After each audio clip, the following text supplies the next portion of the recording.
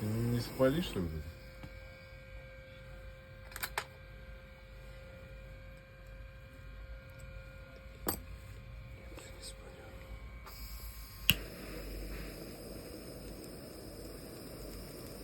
Мне кажется, это как-то рискованно.